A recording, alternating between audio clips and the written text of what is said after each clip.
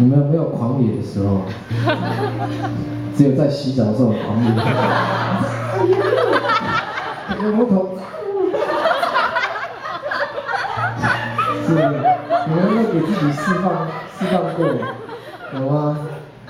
我是在房间的时候，有自己在释放自己的心里面，没有吗？三峡的朋友都这样，这么压抑的，还是你们每天都在逛老街，越逛越老，心都老了。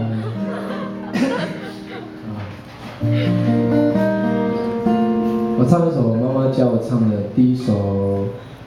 母语歌，这首歌叫有人讲巴西瓦里，然后它是一首祝福的歌，歌词的内容也很简单，就是趁